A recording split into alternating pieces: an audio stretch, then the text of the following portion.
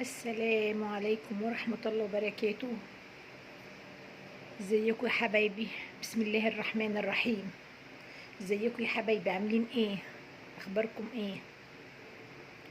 والله وحشتوني، وحبيت اطلع معاكم بحاجات كتير قوي قوي، بس كلها معتمدة طبعا. انت عارفين ان القناة بتاعتي فيها طبخ، فمعتمدة على الكنز ده والذهب ده. بدل ما انا اجيب كيلو كيلو، انتوا عارفين ان انا بحب الذهب ده، والحاجه دي تبقى متوفره. قلت اجي اجيب واصنع الذهب في البيت كالمعتاد. ما رحتش جبت عدايه ولا حاجه، لا ده انا نقيتهم بالواحده وحدايه اخت، يعني احسن من اختها. الطماطم غاليه في السوق جدا، واللي سعرها 12 واللي سعرها 15، واللي مش قد كده واللي هي ما تتعملش اساسا صلصه اساسا. الله اعلم، معرفش بيعملوا فيها ايه. عامله 10 جنيه. فاسعار مش كويسه، اسعار مش كويسه. اللي انا عايزه اعمل مسقعه مره، طب اعملها بايه؟ عايزه اعمل كشري مره، طب اعملها بايه؟ عايزه طماطم، عايزه صلصه، عايزه اعمل طبق صلصه، سلطه، طب اعملها بايه؟ عايزه اعمل بيتزا، عايزه طماطم برضو صلصه. حاجات كتيره قوي قوي، صينيه بطاطس، زي ما قلت مسقعه، مكرونه. حاجات كتيرة قوي قوي قوي ما شاء الله، معتمدة أكلات كتيرة على التسبيكة، ومحتاجة طماطم وصلصة. طب أنا كل ما بعمل ما شاء الله كمية ما شاء الله تبقى سهلة في متناول إيديكي. أسكت خلصت أسكت. طب أذكر نفسي وإياكم بالصلاة على النبي كده، نذكر الله ونصلي على سيدنا النبي محمد حبايبي. أذكر نفسي وإياكم. اللهم صل وسلم وبارك عليك يا حبيبي يا رسول الله. اللهم صل على سيدنا النبي حبيبنا وشفيعنا ليوم الدين. الحمد لله الحمد لله والشكر لله وحده، ولا حول ولا قوة إلا بالله. بصي يا حبايبي، أذكركم الحاجة غالية بس ليه ما نروحش المكان اللي بيبيع الخضار، المكان السوق الجملة اللي قريب منكم، وتجيبوا مجموعة، وتجيبوا بدل ما تنزلوا كل شوية تروحي تجيبي أبو 12 أبو 10 أبو 15، وحسب انت المنطقة موجود عندك الحاجة بكام، وتحكم التجار. انزلي نقي، شوفي عداية، شوفي تنقيها وتفرزيها وتجيبي أطيب ما فيها وأحسن ما فيها وأكبر ما فيها وأطعم ما فيها وأنضم ما فيها، حسب ما عينك وحسب ما بتحبي تاكلي وحسب إمكانياتك برضو. هتنزلي تجيبي شوية الطماطم، تغسليهم، بتنقضي منها القطع الخضراء اللي هي في الكاس بتاع الوردة، وبتقطعي الوردة واثناء ما انت بتغسليها. ولاي فيها حاجه تلفانه ارميها فورا، ملهاش لازمه، هتخسر لك الطماطم كلها. وبتنقي طبعا احسن ثمره بتحب تاكليها وعينك بتحب تاكلها وريحتها ذكيه كويسه وجميله، وبتاخديها بتغسليها غسله تمام التمام مره واتنين، علشان خاطر حاجه ده اكل هيبقى في بيتك وليكي لولادك ولاسرتك. مش انت طبعا انضف واحده في بيتك، مش هوصي اي حد على النظافه، لان كل واحد بيعمل حاجته واثق اللي هو بتدخل جوه جسمه. فمش محتاج توصيه ان انت هتاكل احسن اكل او انضف اكل تعمله بايدك. ونصلص الطماطم، نحطها في اكياس، نحطها في علب، نحطها في برطمانات، حسب العبوة اللي تحبي تحتفظي بيها بالصلصة او التسبيكة الطماطم. مش هنحط فيها اي حاجة زي ما انتم شايفين. انا فتحت الكاميرا بعد ما ابتدت تشتغل وكده تطلع تغلي، ما حطيتش اي حاجة فيها خالص، ومهدية النار عليها خالص. هسيبها تاخد قدامها تقريبا بالحجم ده ما شاء الله، بالكميه دي. الحله بسم الله ما شاء الله، ولا حول ولا قوه الا بالله. الحله كبيره جدا ما شاء الله. فالحله الكبيره دي بتاعت الزفر، يعني بتشيل ما شاء الله بتاعت دكرين 3 دكوره بط ما شاء الله كبيره، او بتشيل ديك رومي وجنبيه فرختين كمان. الحله دي كبيره، بس انا عشان ببعد الكادر بتاع الكاميرا بيطلع لك منظر الحجم كده. وما شاء الله مليها لتمها وزياده شويه زي ما انتم شايفين بعد ما غسلتها وقطعتها، ولازم تقطعيها علشان خاطر تنزل ميتها كده، ما تحتاجيش تحطي الميه فيها وهتقلبيها. يعني انا هوقف الفيديو معاكم وهجيب من تحت لفوق علشان ما تلتصقش ويحصل عمليه شياط لقاعده الايه، آه، الحله. تمام. دقيقه واحده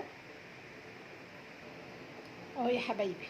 عملت ايه؟ قلبت الطماطم اللي كانت على وش القدر او الحله حسب ما بتسموا الايه اهو.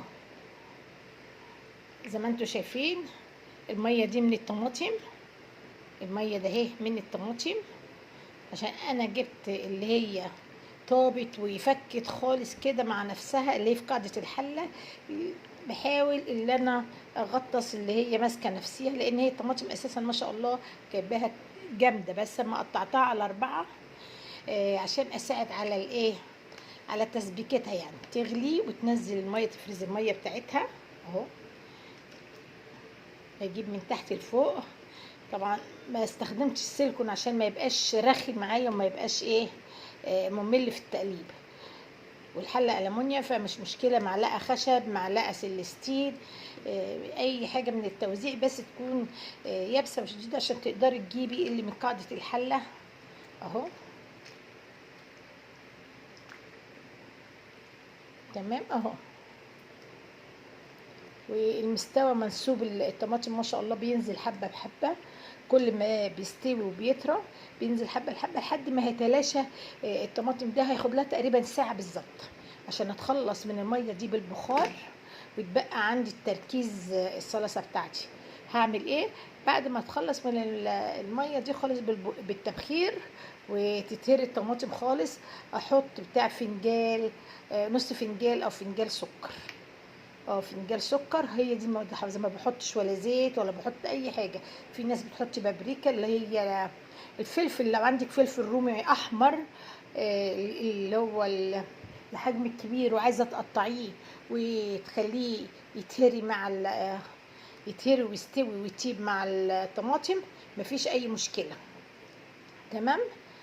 هتزيد على الحمار بس يعني هتغير طعمها حاجه بسيطه كده كده. الحاجات دي للصلصه ما بنعملش احنا مربى، فما فيش مشكله اهو. هجيب الغطا وهسيبه تركيز يجي ايه ساعه وانا مطيه عليه لمده ساعه. انت عايزه تسيبي الطماطم تصلص يعني وتسبك، بتسيبيها حسب الكميه. جايبه 5 كيلو، جايبه 10 كيلو، 15 كيلو، حسب الكميه اللي انت عايزه. بتديها مقدار الطماطم في العموم حسب. لو كيلو ما بياخدش معاكي مثلا نص ساعه او ساعه الا ربع لو النار متوسطه، ويفضل تكون النار متوسطه احسن عشان ما تشيطش منك وتسود وتمرر او تعسول من تحت. لازم يكون فيها نسبه الايه، ما بنشفهاش. انا ما بعمل صلصه ما بنشفهاش قوي، بسبكها عشان ما تتحمضش يعني، ويبقى فيها السكر مواد حافظه، وعشان تعادل الاملاح والمعادن اللي هي في قلب الطماطم. فنجان السكر، فنجان قهوه، فنجان القهوه اللي هو حجم صغير احنا بنشرب فيه القهوه الصغير، املاه سكر واحطه معاه، بس مش دلوقتي، لما نتخلص من نسبه كبيره من الميه. وبعدين اضربها بالهاند بلندر، ما بحطش في الخلاط، بضرب بالهاند بلندر. ما بيبانش ليها ولا اثر طماطم ولا اثر خصوصا ان هي حتى بعد ما بتدخل الفريزر ما بيبقاش ولا فيها قشر ولا فيها اي حاجه. انت بتاكلي الطماطم، مش لك صفوها واعمليها، ما انت بتاكلي الطماطم في صلصه فيها سلطه، في السلطه الخضراء بتاكلي طماطم ما بتقشرهاش، البندوره والطماطم دي ما بتتقشرش، يعني القشر مش حاجه مش سيئه. انت عايزه ولا البذر بيبان بيكون طاب وناعم خالص، ولا القشر. في ناس بتصفيها، صفيها دي ايه حاجه يعني خاصه في اكلك انت. تمام. لكن لما بنحتاج نعمل صلصه ناعمه خالص لبيتزا او لكاتشب او حاجه، بننعمها وبنصفيها ضروري. تمام. علشان تطلع ناعمه زي اللي احنا بنجيبها اللي هي بتاعت الكاتشب او الصلصه الناعمه بتاعت الدهن بتاعت البيتزا. ممكن نجيب كيلو، نص كيلو، ونعمله عادي ونصفيه.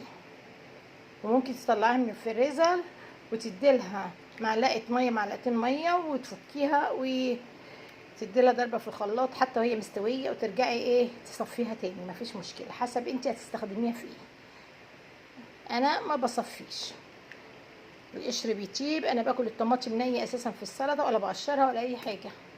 تمام اهي. الحمد لله. اللي عنده مشاكل في القولون، اللي عنده مشاكل يعني صحيه عايز يصفيها يصفيها، الف سلامه عليه ويصفيها، مفيش مشكله.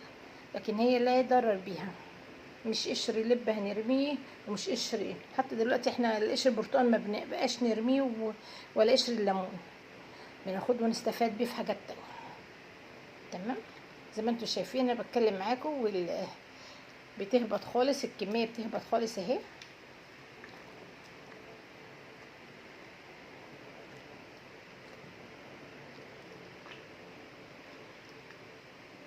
هسيبها لمده ساعه وهغطي عليكم. خليكم معايا ما تروحوش في حته. طبعا الخطوه طبعا اكيد اللي هم اصدقائي حبايبي الموجودين معايا المشتركين معايا في الصفحه عارفين اللي انا عملتها كذا مره. بس انا من ساعه رمضان وفرست، جبت ما شاء الله عدتين او 3 وفرستهم، انا شغاله بيهم في قلب الاكياس في قلب التلاجة، بطلعهم على الشغل على طول، على الطبخات اللي انا بقدمها وبشتغل بيها. الا بقى اذا بجيب كيلو طماطم لسلطه يعني كده، تبقى مش عايزه طبعا نار ومش عايزه حاجه، بجيبها فاكهه كده زي الفاكهه كده وبقطعها مع الخيار. تمام. او بساعد بنص كيلو جنب الصلصه لما بلاقي الكيس اللي انا طلعته صغير. بس هي كنز وذهب في قلب البيت.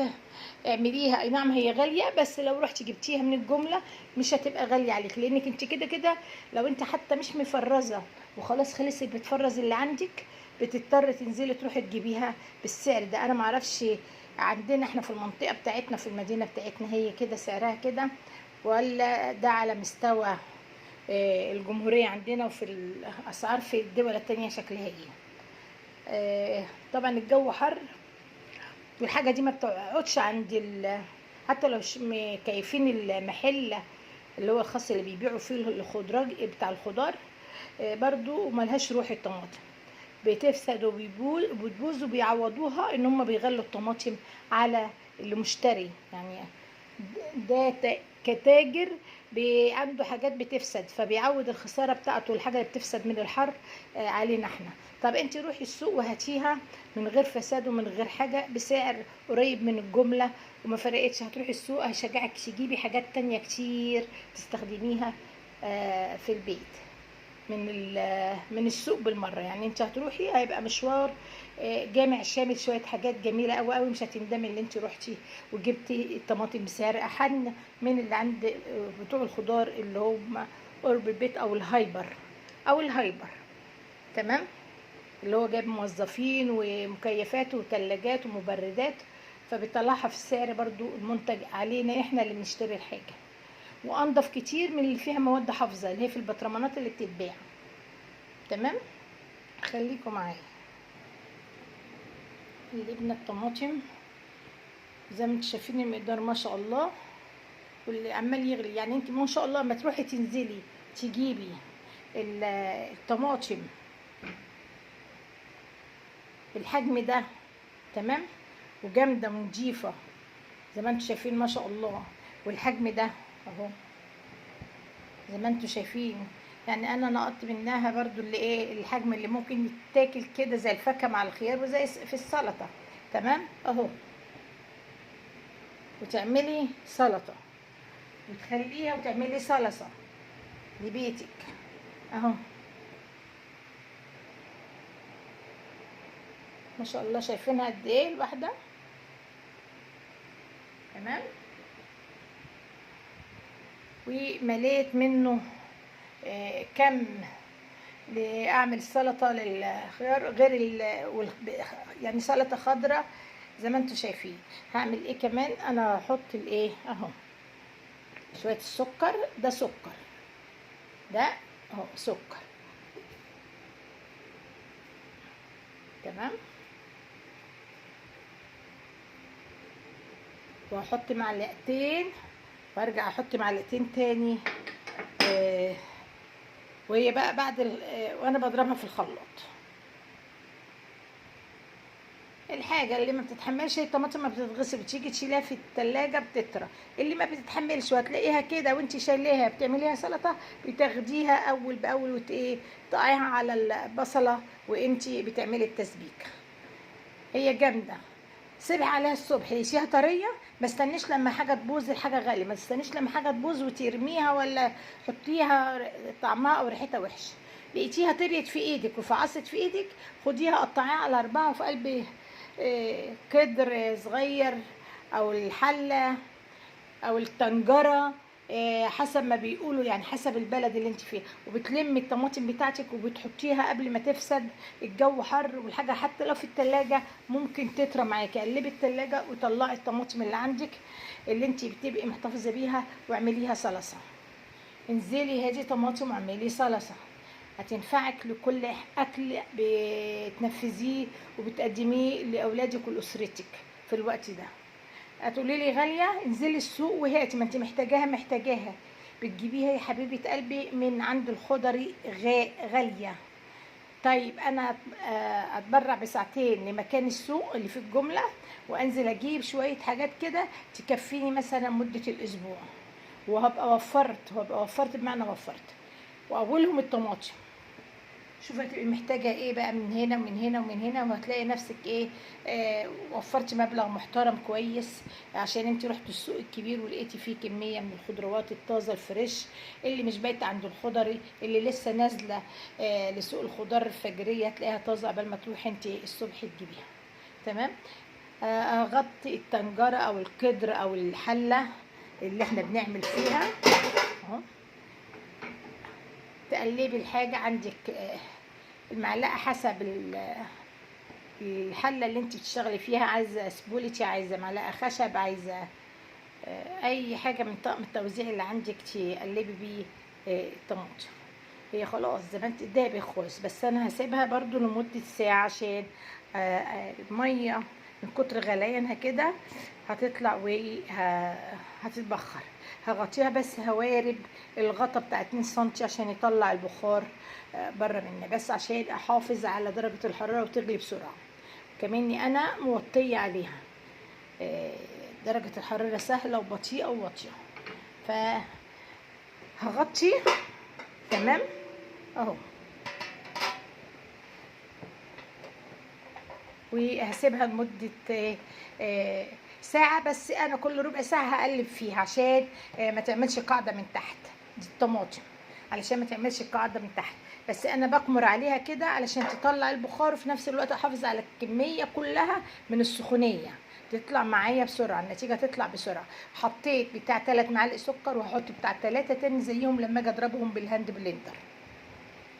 فهي دي جزء من الطماطم. انا عامله قد ده برده تاني، انا مش جايبه عدايه ولا حاجه، انا نقيتهم بايدي بالفراز زي ما انتم شايفين كده. شلت العنقود الاخضر اللي بيبقى هنا الكاسه الخضراء وغسلتهم، ونقطت الحاجه اللي انا ممكن استخدمها للسلطه او تتاكل كده لسه من غير نار اهي. والباقي حطيته كله زي، يمكن احسن من كده كمان. تمام، يمكن احسن من كده كمان، يعني احسن من الحجم ده، وحجم كبير ما شاء الله اللي انا جايباه اهو، احسن من كده ما شاء الله. كلها زي الفل وجميله، منقياها بالواحده. خليكم معايا لحد ما مش هقعدكم الساعه طبعا، انا بوقف الفيديو لحد عشان ما يسحبش معاكم وقت، لحد ما الدرجه النهائيه. وخليكم معايا في قلب الفيديو للاخر، تابعوا لحد ما باذن الله اقول لكم على يعني خطوتين وتكتين فيهم سر لحمار الطماطم، وان انت تقدري تحافظي عليها مش متجمده قوي زي التلج، ان هي تقدري اول ما تطلعيها من الفريزر تفروليها على طول على البصله اللي انت بتحمريها. تمام، خليكي معايا ما تروحيش في حته. دي الطماطم، واديني زي ما انتم شايفين اهو، انا عندي حق غطيت عليها عملت ازاي والبخار بيطلع اهو، وموطيه عليها برده مش عايزاها تتحرق. تمام يا حبايب قلبي، استوت ما شاء الله، اخدت وقتها لما طابت خالص واستوت خالص. استوت وطابت خالص، وبضربها بالهاند بلندر اهو مش في الخلاط زي ما قلت لكم. وهديلها بعد ما افرمها خالص واضربها بالهاند بلندر، واخليها شبيه الصلصه اللي احنا بنجيبها في البطرمان الزجاجي اللي احنا بنجيبها من بره من الهايبر او من المحل. بخليها ناعمه زي المعجون خالص، معجون الصلصه اهو. انت عندك الخلاط هتضربيها في الخلاط، عندك الهاند بلندر اضربيها، يعني حسب الفرم بتاعها، بتخليها ناعمه زي المعجون بالظبط كده. وبنديها غلوه تاني. هحط لها معلقتين سكر، بس انا كنت حاطه 3 معالق، احط معلقتين سكر تكمله لنسبه السكر عشان تعادل الاملاح والمعادن اللي فيها. واخليها تاخد غلوه كامله علشان ما تتخسرش وما يحصلهاش اي حاجه، تتحمل التخزين. زي ما انتم عارفين انا بسيبها مده طويله في الفريزر، وبعبيها في قلب الايه، سواء بطرمان او اكياس خاصه نضيفه كده للتلاجة، او اي معلبات انت بتحبي تحفظي فيها.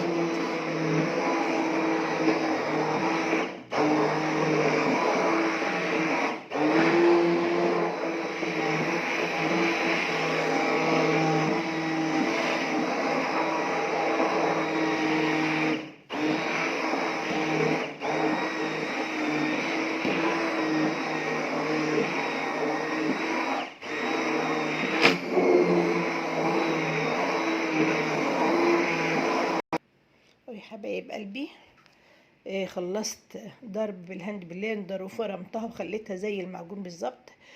حطيتها على النار تاني، هتاخد لها تقريبا بتاع ربع ساعة، علشان انا عايزة بعد ما هديت، انا ضربتها يا دوبك هديت شوية، ما عملتهاش شوية بدرجة الغليان، علشان خاطر الهاند بلندر مع الضرب ما يستحمل السخونية، رغم اللي هو يستحمل، بس الموتور من جوه ما يأذيش الحاجة. انا بعمل حاجة بنفع بيها حاجة بيتي، وفي نفس الوقت ما أذيش الحاجة اللي بشتغل بها اللي نفعيني.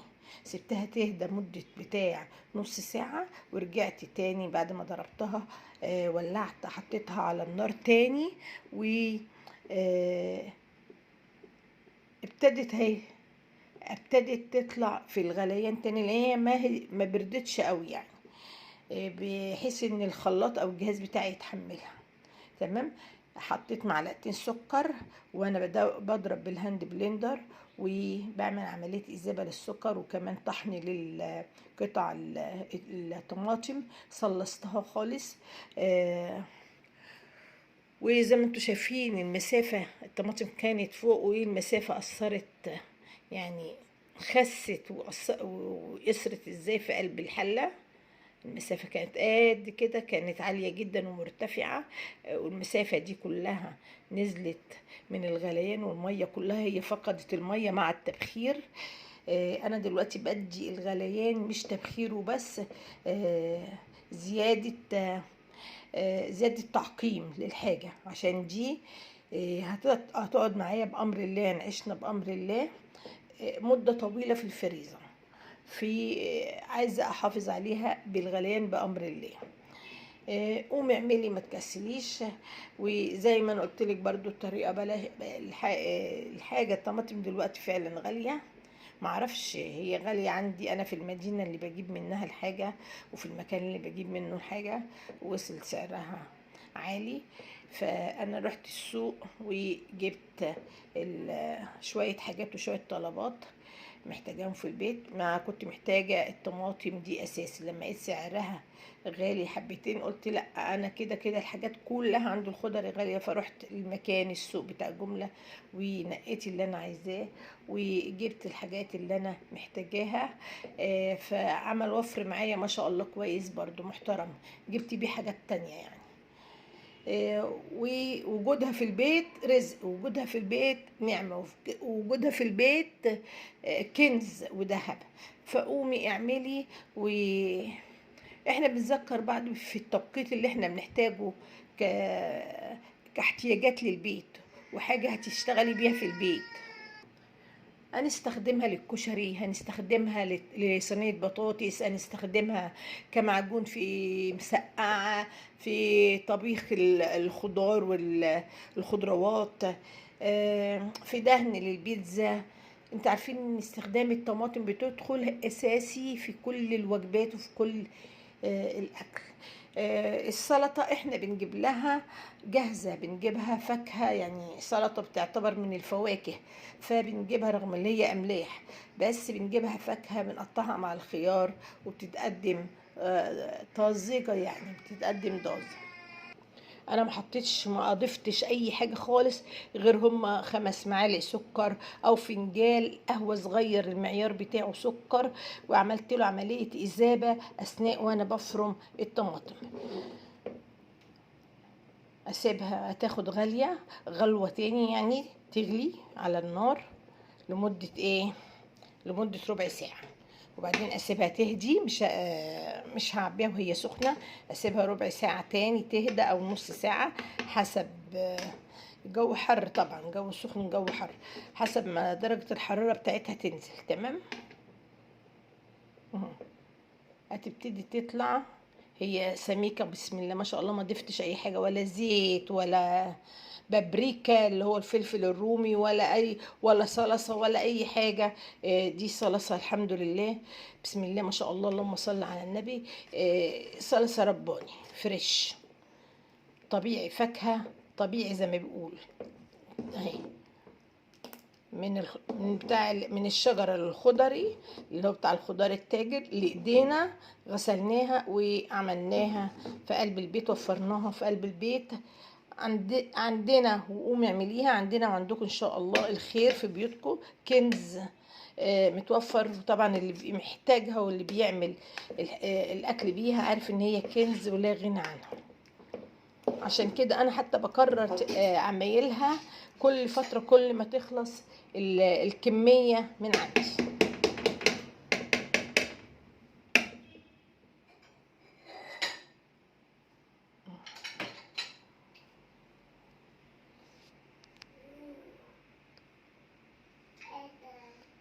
اسيبها تبتدي تطلع معايا، وبعد ما هتطلع وتغلي الغلوة، لما تبتدي تطلع الفقاقيع كده وبلانين اللي هي تدل على الغليان درجة الحرارة، مدة تلت ساعة مدة ربع ساعة، اسيبها تهدى من النار وابتدي احطها في بطرمانات. وانا بستحسن ان انا احطها في قلب اكياس عبوات بلاستيكية، علشان خاطر البطرمانات لما بحطها في قلب الفريزر يعني بتاخد مكانه في نفس الوقت، ما بيتحملش، ساعات بتطق من درجة الحرارة بتاعة الفريزر. تمام. دي خفيفة عشان المشاهد، ومش هنخففها بحاجة خالص، اعمليها وقومي ما تكسليش. وقبل ما نختم المنظر الجميل ده والتحضيرة دي، نصلي كلنا، أذكر نفسي وإياكم بذكر النبي عليه الصلاة والسلام وبذكر ربنا يبارك في حاجاتكم ويبقى الخير في بيوتكم، ودمتم في الدنيا وفي الآخرة مبسوطين وعندكم الخير في بيوتكم. ونصلي على النبي مع بعض، الصلاة على النبي. اللهم صل وسلم وبارك عليك يا حبيبي يا رسول الله، اللهم صل على سيدنا النبي، اللهم صل وسلم وبارك على سيدنا النبي محمد. لا اله الا الله ولا حول ولا قوة الا بالله، وكل مما يذكر عليه اسم الله، بسم الله، الله اكبر. وكده اخر خطوه. تمام. والتعبئه طبعا انا مش هقول لك عليها، لان انا خايفه ان انا اجي ساعه التعبئه يكون الفيديو على الدقايق الاخرانيه ويفصل. عبيها واحفظيها بالطريقه اللي تناسبك، في كيس بلاستيك بالمقدار اللي انت عايزاه، او في برطمان او في علبه. يا ريت يبقى مقاسات صغيره، قيمه البطرمان اللي انت بتجيبيه. ولو حبيتي منه 2 بتطلعي العبوتين، عبوه واحده بتبقى في عبوات صغيره، وتدخليها الفريزر بعد ما تهدى وتبرد من الغاليه التانيه. تمام. يلا، السلام عليكم ورحمة الله وبركاته. واستودعتكم ما بين أياد الله الذي لا تضيع ودائع بين يديه أبدا. ودمتم طيبين. السلام عليكم يا حبايب قلبي. وصلنا الطماطم من وهي ثمرة وفاكهة وطيبة في الأكل وطيبة وطازج فريش، عملناها صلصه زي ما انتم شفتوا في الحله. ضربناها، غسلناها ونضفناها وقطعناها وعملناها سلطه. دي ايه؟ دي البرطمانات. عندك البرطمانات دي اساسا كانت برطمانات بتاعه صلصه، وفي بتاعه فراوله عندي متوفره مغسوله ومتبخره وكل حاجه. بس انا لو حطيت احط في برطمان ولا اتنين في التلاجة من تحت، اللي هم سريع الاستعمال مش مده طويله. انما الكيس هحط في الكيس الخاص بالتلاجة، هعبيهم في قلب التعبيه في قلب الكيس اللي هم خاصين بالتلاجة. المقدار صغير حسب الرغبه وحسب الطلب، وهطلع المقدار اكرره مرتين لو انا عايزه كميه. تمام. دي التعبيه بتاعتي، سواء في قلب الكيس او في قلب برطمان. وهكرر مثلا عبوتين، مش هكتر. ما اقدرش احط البطرمان الزجاج ده في قلب الفريزر. زي ما احنا بنجيبه البطرمانات هنحطها في الثلاجه مؤقتا للاستعمال سريع في نفس الاسبوع. تمام. هنا هي ابتدت الطماطم تطلع زي ما انتم شايفين اهي. انا قلت قبل ما اختم معاكم الفيديو واقفله يبقوا شايفين اخر تكه للتعبئه، علشان الفيديو هيفصل. تمام. وشكرا لمتابعتكم ولمروركم الكرام على الفيديو. يا ريت تحطوا لايك وتشتركوا في القناه وتشرفوني وتنوروني. احلى اخوات واحلى اصحاب طيبين. تنوروني وتشرفوني وتدعموا الفيديو. مش هيبقى الفيديو بس، هيبقى تدعيم للفيديو ده، والفيديو ده بيدعم بيدعم القناه وبيدعم بقيه اصحابه واخواته من الفيديوهات الخاصه بالقناه الموجوده عندي. هتدخلوا هتشتركوا هتشوفوا الفيديوهات بتاعتي كلها. تشرفوني وتنوروني وتنضموا لاخواتي واخواتكم المحترمين اللي معايا في قلب القناه. السلام عليكم ورحمه الله وبركاته.